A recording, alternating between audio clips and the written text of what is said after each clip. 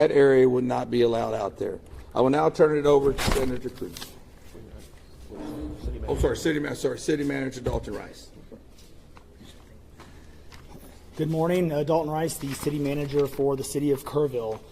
As everybody knows, we are working in conjunction with the city under a unified command response and again, a lot of devastation. Our hearts go out to the families and the victims. We want to continue to work together as a community. We love the media support on this to be able to communicate that message, communicate family, communicate togetherness, and we really appreciate all the support and helping us be able to do that. Search and rescue, as the sheriff said, search and rescue operations will continue today from Hunt in North Kerr County all the way to Canyon Lake in Comal County. Now, we're only focused on the Kerr County side, but we wanted to talk about that because for a linear from Hunt all the way to Comal County in a straight line distance is over 100 kilometers. This is a massive field that is happening. And again, this is unprecedented flood events. So we are still currently in the primary search phase, which is the rapid one. They are running it, we have different segments that are gridded out. Each one of those segments are taking anywhere between an hour to 3 hours, up to 2 kilometers for each segment. So what that means is they're running into a lot of technical challenges with terrain, with water, even potentially, with weather, in the rising fields. We've talked about this before. Volunteers stay out of the way because if we start getting weather reports and all, and all the other complications that are out there, we then have to pull off of those search and rescue missions to be able to communicate to those volunteers to get off, to make sure that they don't become victims themselves. Those operations involve 19 different local and state agencies, in addition to conducting primary and secondary searches. They will be conducting welfare checks on areas in North Kerr County impacted by power outages. And when we say search and rescue operations, that is boat, walking, on the ground, dogs, drones. Again, keep personal drones out of the air. Helicopters. We do have other assets that are continuing the search as well. As of present, KPUB, which is the Kerrville Public Utility Board, is reporting continued power outages between Hunt and Ingram along the South Fork of the Guadalupe River in Hunt. In the South Fork area, there are approximately 40 down power lines and significant infrastructure damage. KPUB has brought in additional utility personnel to help with restoration, but it's not possible at this time when the power is going to be restored. There are some substations along with those power lines that we are still trying to get access to just from debris buildup or them being completely wiped out. So we do not have an estimated time on when those are going to be fixed. We continue to have substantial number of requests for volunteers, as I said before, and donation opportunities. We are asking those who want to volunteer to contact the Salvation Army in Kerrville by phone at 830-465-4797 or in person at 855 Hayes Street in Kerrville. Monetary donations can be made on the Community Foundation of the Texas Hill Country's website at www.communityfoundation.net. They have a Kerr County Relief Fund set up on that site. And I will now turn it over to the Mayor, Joe Herring. Thank you for being here. I need to tell my community and those families who are waiting, this will be a rough week. Primary search continues, and we remain hopeful every foot, every mile, every bend of the river. Our work continues. You need to know that we have been blessed with help from the community, from the state, and the nation. We have trained experts who are helping in this effort. If you want to volunteer, it is important that you contact Kerrville Salvation Army and register. Dalton gave that number, but I'm going to give it again. 830-465-4797. We need focused and coordinated volunteers, not random people just showing up and doing what they do. We need to work together.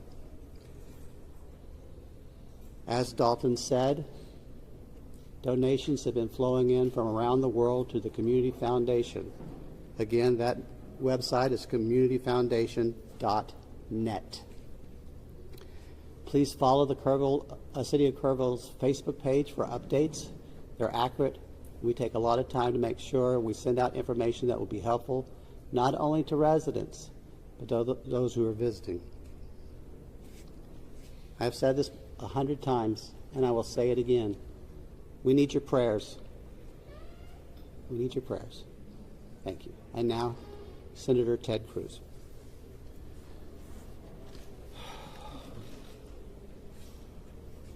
Texas is grieving right now. The pain, the shock of what has transpired these last few days has broken the heart of our state. As of yesterday, the confirmed death toll was 82, and those numbers are continuing to go up. The children, the little girls who were lost at Camp Mystic, that's every parent's nightmare. Every mom and dad. Last week, we were picking up our daughter from camp here in Hunt. Our girls have gone to camp here for a decade. The Hill Country is an incredible part of Texas, part of the country. The natural beauty here is incredible. The camps that have raised generations of little girls and little boys and instilled character and love and faith are extraordinary institutions. And I'll tell you, the pain in our state, and it's every part of the state. You've got Texans from all over the state who were here celebrating the 4th of July. A week ago, this was a time of great celebration. You're dropping your little girl off at camp, your little boy off at camp. You're celebrating Independence Day. You know that your child is going to be swimming and canoes and horseback riding and doing archery and making lifetime friends. And then suddenly it turns to tragedy.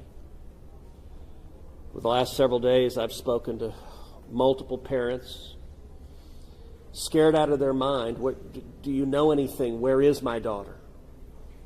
There's still 10 girls and 1 counselor from Camp Mystic that are unaccounted for. And the pain and agony of not knowing your child's whereabouts, it's the worst thing imaginable. But I want to say, in the face of all of this, it is simultaneously inspiring. Every time there's a tragedy, every time there's a natural disaster in Texas, Texans come together. Texas is a big state. We've got 31 million people, and we have hurricanes, we have tornadoes, we have wildfires. Tragedies hit this state, natural disasters hit this state, and without fail, 100 out of 100 times when that happens, we see Texans coming together, helping each other, engaging in acts of heroism. There have been over 850 high water rescues since this flooding began. 850. You look at extraordinary stories of Eagle Scouts pulling campers out of harm's way. I was just hearing a story of one counselor whose head was right at the water holding up 2 mattresses with campers on those mattresses. That kind of courage, that kind of selflessness. And then there are the first responders. The local first responders. I want to thank every one of the first responders at the local level, at the city level, at the county level, at the state level, at the federal level. In the first few hours of this flood, I was on the phone with Governor Abbott. I was on the phone with Lieutenant Governor Dan Patrick. I was on the phone with Nim Kidd, the head of the Texas Department of Emergency Management. And then I called President Trump. I called President Trump. He was having dinner at the time. It was still early in what was transpiring. And I wanted him to know, I said, Mr. President, everything we're hearing right now, this appears to be bad, really bad.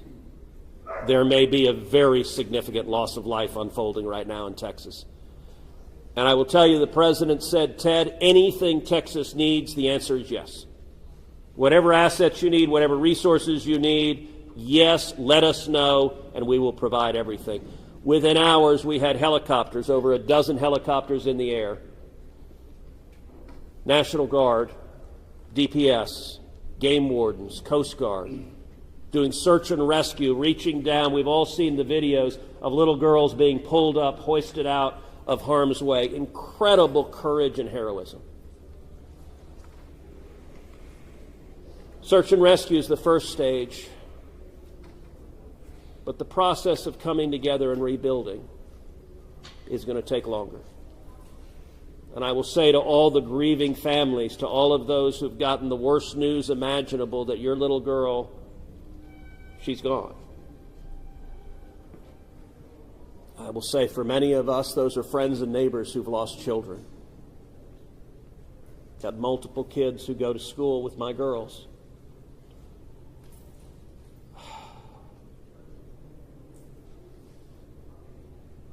The mayor asked for prayers.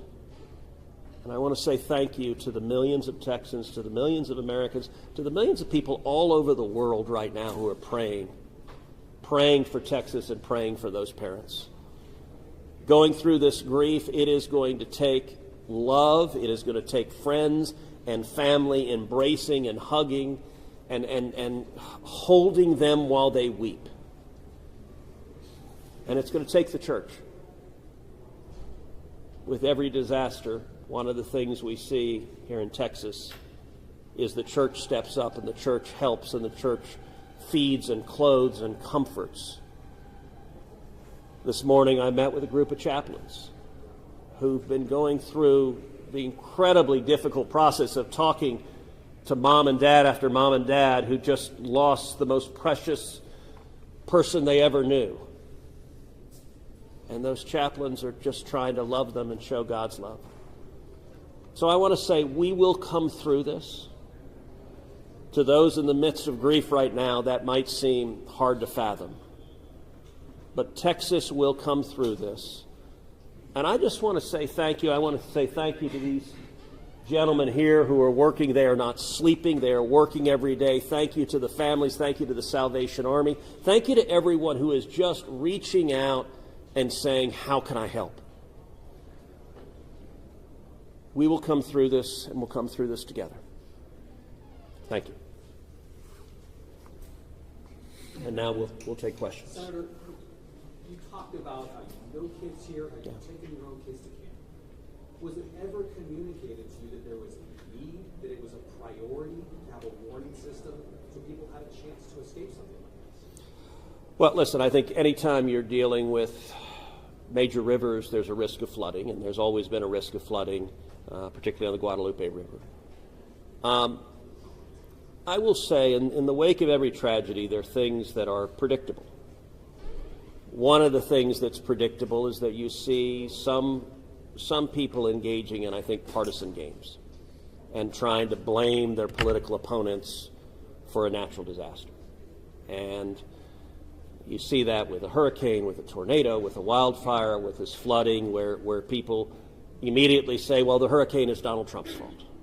Look, that I think most normal Americans know that's ridiculous, and I think this is not a time for partisan finger-pointing and attacks. Now, after we come through search and rescue, after we come through the process of rebuilding, there will naturally be a period of retrospection where you look back and say, okay, what exactly transpired? What was the timeline?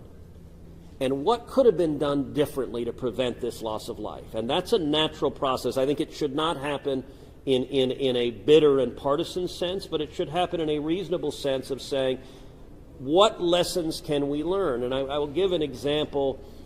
Houston's my hometown.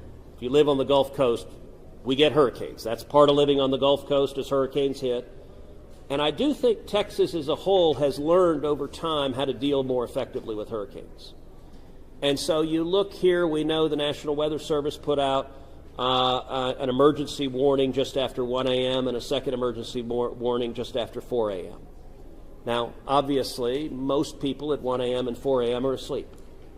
And so I think we will have a reasonable conversation about, are there any ways to have earlier detection?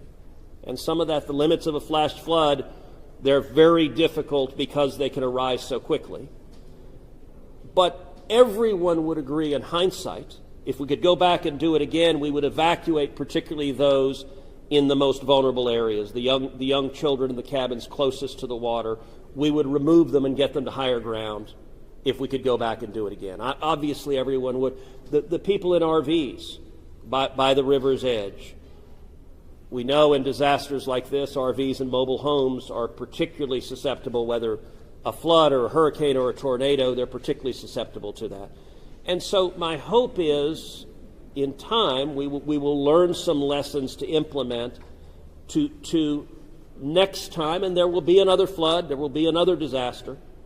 But next time there's a flood, I hope we have in place processes to remove especially the most vulnerable from harm's way. But I think that's going to be a process that will take a careful examination of what happened and how can we implement processes better in the future to prevent this same loss of life.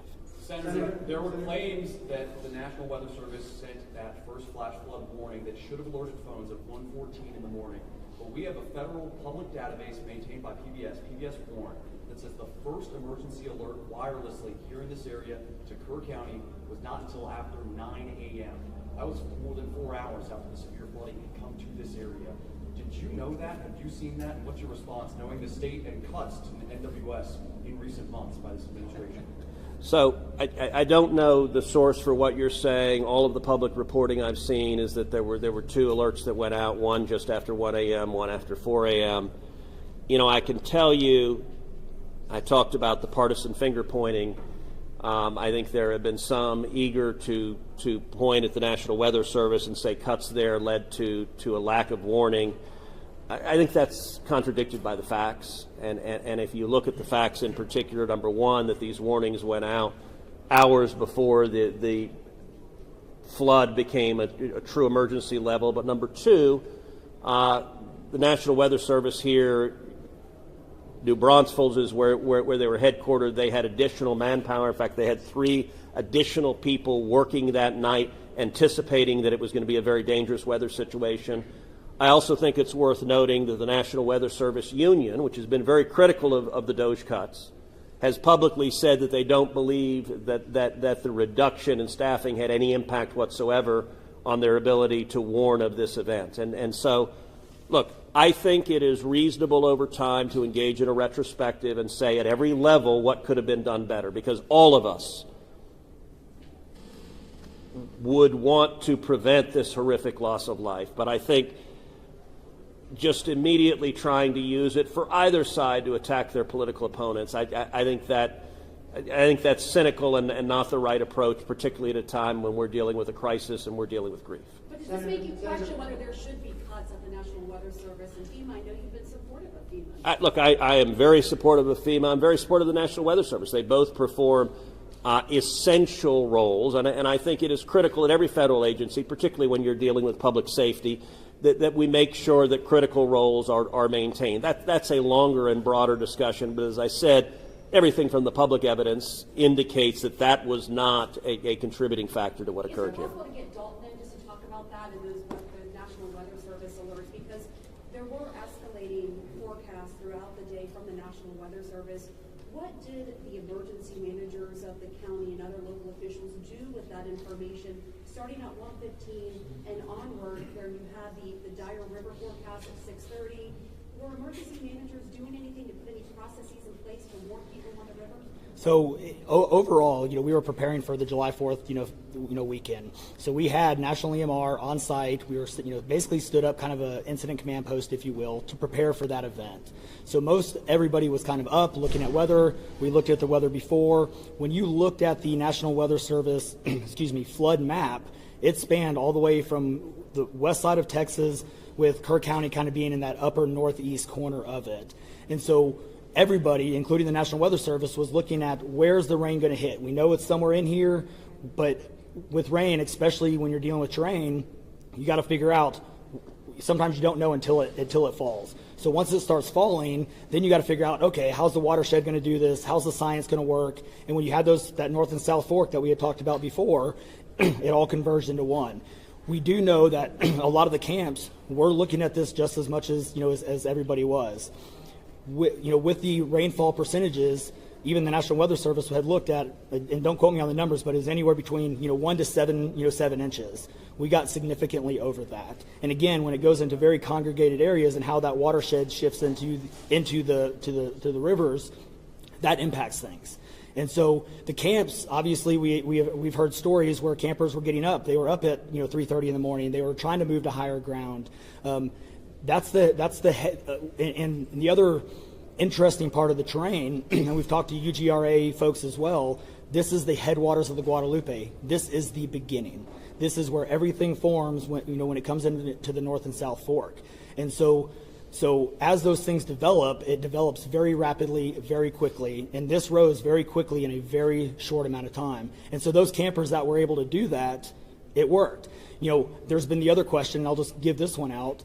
Evacuations. Well, why don't we evacuate? Well, evacuation is a delicate balance, because if you evacuate too late, you then risk putting buses, or cars or vehicles or campers on roads into low water areas trying to get them out, which then can make it even more challenging, because these flash floods happen very quickly. That's what. And so we saw that in 1987, but was there any discussion about evacuation earlier when it wasn't too late?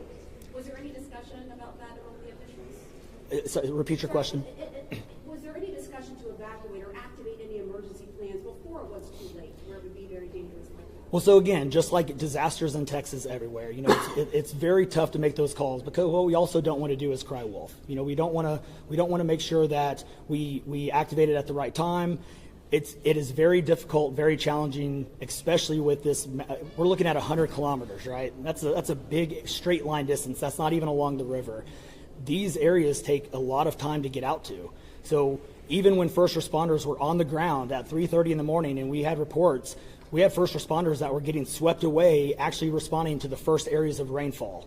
That's how quick it happened. First responders who have experience, who are Swiftwater qualified, were driving as soon as the rain started falling, were driving to these areas, and one of them got swept off the road. Was there any communication between 1 and 4 a.m. from local law enforcement to the camp saying, I know you can't get buses in an hour, but was there anyone telling the camp between 1 and 4 a.m. you need to get the girls to higher ground at the very least, even if they have to walk up there in the rain, as many of them actually ended up doing? Was there any communication from local law enforcement to anyone at that camp between 1 and 4 a.m.?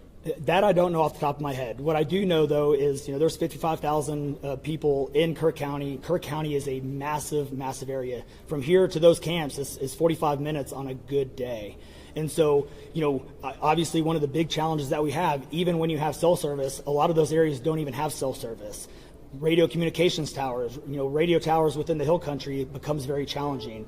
So there's a lot of areas, especially when weather comes in, where cellular towers are down or you already have bad service. So there's a lot of factors that play and a lot of variables in there on communication that, again, I think as we work through this process, we know everybody has a lot of questions regarding what are the next steps and what's next. And I think all of these things, these are all great questions. And as we continue search and rescue and as we continue to move to the next step, we definitely want to dive in and look at all of those things, from cell service tower to radio communications, or emergency alerting. Any of those things, I think we all really need to take a look at and review. And we're looking forward to doing that once we can get the search and rescue and stuff complete. In regards to the total number, before I say anything else, I just want to say thank you to you, all the first responders, everyone involved. We've been praying. Thank you. The community's been praying. The media's been praying. Thank you guys for doing that. I've got two questions. One, for you, try to get an accurate count on number of missing. I know you can't. I know we don't know we don't know what we don't know. Yes. But do we know a rough idea on total estimates that are still missing overall throughout the county? And then one other follow-up. This may be for Senator Cruz. A lot of speculations being made about this being somehow man involved with the weather modification, with some of the rainmaker technology, working with farmland. Do you think any of that, is there going to be any investigations into that, or can you communicate anything on that? Let me answer your first question. I'm definitely turning that second one over to him. So on the first question, with missing persons, so obviously we have the knowns, the can't miss it kids, which is the numbers coming down as the sheriff has stated, and then we have the unknowns. Well, we don't know what we don't know. We actually have a 5 hotline line. It fluctuates between 3 and 5, but we're working on it. We get calls 24 hours, 7 days a week. we haven't hit the weeks yet, but we're still, taking in calls.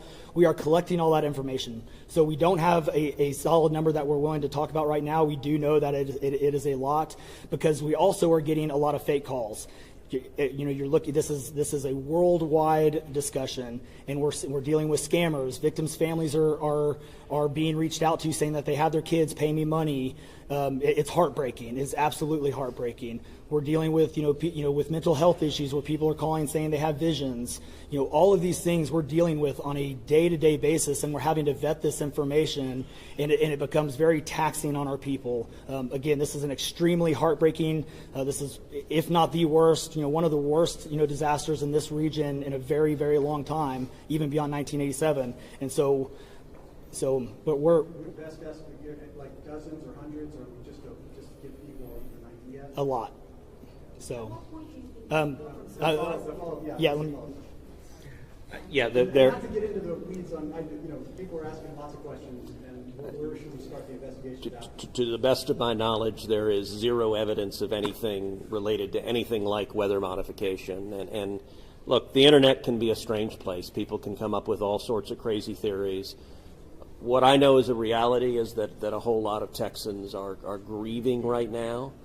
I will tell you, I was visiting with one parent who was talking about online, being harassed online because their information was public, that they had a little girl who was missing at Mystic. And look, there are a lot of people who are messed up, and my call for everyone, there's a time to have political fights, there's a time to disagree. This is not that time. This is a time just to reach out, support each other, go volunteer at the Salvation Army, give them money, go volunteer at your church, you know what I did when this happened? Just go hug your kids. Because I got to tell you, I hugged my girls with tears in my eyes, because every one of us who's a parent, there but for the grace of God go I. And nothing will fill the void in these moms and dads' hearts, but they'll make it through it. And every one of us, we have an obligation to come through and help them make it through it. And look, Texas will come through. And let me say, Kirk County, the Hill Country is incredible. It is beautiful. And these summer camps, Camp Mystic is an incredible Texas institution. For a century, it has made a profound difference helping young girls become strong women in Texas and across the country. And so, for me at least, I'm praying for these camps. I'm praying for all the campers, everyone implicated, everyone impacted, and I hope we come together and stand as one doing that. Thank you. Thank you, everybody.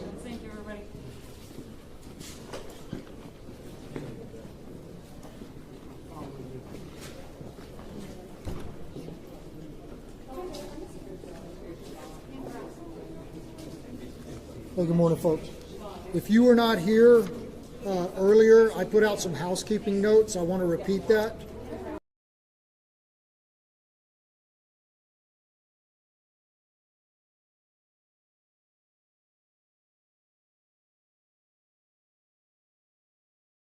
Search and rescue operations. We're asking everyone to adhere with that direction. Hey, excuse me, can we either keep it down or shut the door? You bet. TFR is still in effect. We can't have the media flying drones. They have interfered with our air operations, and it has to stop. It's our intent to set aside an hour each day to make some of our leadership available to y'all for one-on-one interviews. This is above and beyond these daily press conferences. These interviews will be 3 to 5 minutes in length, and they're going to be held between 1 and 2 p.m. Obviously, we won't be able to accommodate all outlets each day. So if you're part of an affiliate, we ask that you coordinate with your colleagues from your network and submit one request, and then share that. You can request interviews by emailing our Joint Information Center at jic@kerrvilletx.gov. One more